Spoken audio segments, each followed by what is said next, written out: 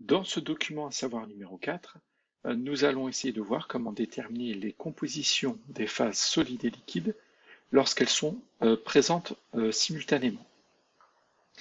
Donc on va prendre un diagramme de phase avec un composé A, un composé B, et on va avoir un certain mélange de composé A, composé B, c'est-à-dire une certaine fraction massique du composé B, donc une certaine fraction massique du composé A. On va déjà bien détailler ceci.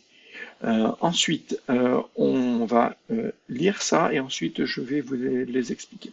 Donc la projection du point M sur l'axe des abscisses donne la fraction massique de B dans le mélange, qui est la fraction massique du composé B.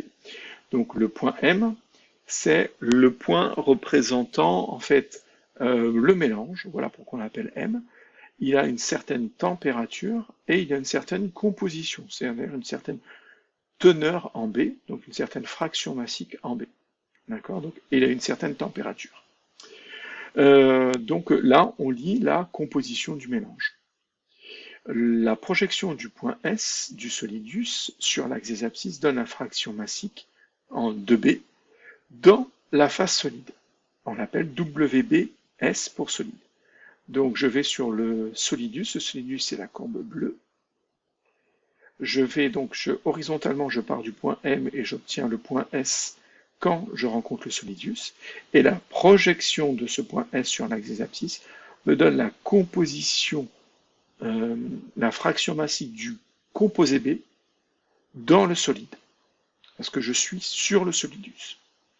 Et de même, quand je pars de M et que je vais horizontalement jusqu'au liquidus, qui est la courbe rouge, et que je fais la projection sur l'axe des abscisses, je vais avoir la composition du constituant B dans le liquide. Donc voilà ce qui est dit ici. On va redire tout ça de façon un peu plus posée. Donc ce qui est important, c'est de savoir que nous allons partir d'un mélange au point M avec une température ambiante. C'est-à-dire qu'on a le mélange qui a une température ambiante. On va lui faire augmenter en température. On va arriver par exemple ici. Ça veut dire quoi? Ça veut dire que là, tout est solide, tout est liquide, pardon. Donc j'ai monté mon mélange à une température très élevée, ce qui fait que tout est liquide. Donc ensuite, je vais redescendre mon mélange suivant la température, et mon mélange va donc se déplacer sur cette droite rouge, entre le point le plus bas et le point le plus haut. Et finalement, la composition de mon mélange n'évolue jamais. C'est-à-dire que si je pars de 40% du composé B dans mon mélange, que je sois solide, liquide ou un mélange de solide et liquide, j'ai toujours 40% de composé B dans mon mélange. Donc finalement, ce WB n'évolue jamais. C'est le 40% par exemple dont je viens de donner l'exemple. Par contre, ce qui va être intéressant, c'est que quand tout est liquide, eh ben la proportion de composés de constituants B dans le liquide, c'est 40%. Pas de souci. Quand je suis tout liquide, c'est-à-dire je suis ici, alors la proportion de composés B dans le solide, c'est 40%. Donc pas de souci. Par contre, c'est-à-dire c'était les moments où j'avais une seule phase. Donc ici que du solide, ici que du liquide, 40% dans cette phase de composé B. Maintenant, quand je suis entre les deux, entre ces deux températures-là, donc les températures se lissent sur l'axe des ordonnées. Donc quand je suis ici, j'ai à la fois deux phases qui cohabitent, le solide et le liquide. Donc j'ai un petit peu de solide mélangé avec un petit peu de liquide. Donc deux phases. On voit bien que le solide et le liquide sont deux phases différentes, elles ne se mélangent pas. Il y en a une qui va être en dessous de l'autre, peu importe.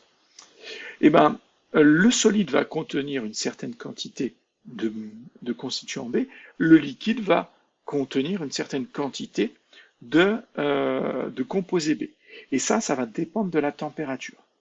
Mais au total, le mélange contiendra toujours 40% de composés B. D'accord? Mais il n'y a pas forcément 40% dans le solide et 40% dans le liquide. On peut avoir des différences. Donc comment on va savoir la composition en constituant B dans le solide?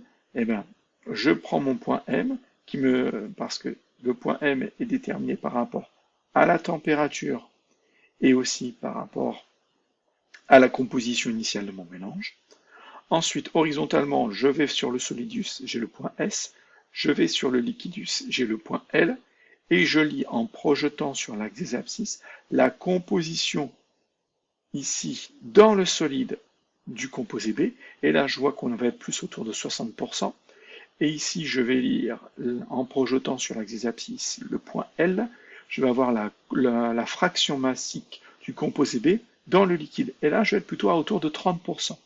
Ça veut dire qu'il y aura 60% de composé B dans le solide et 30% dans le liquide à cette température.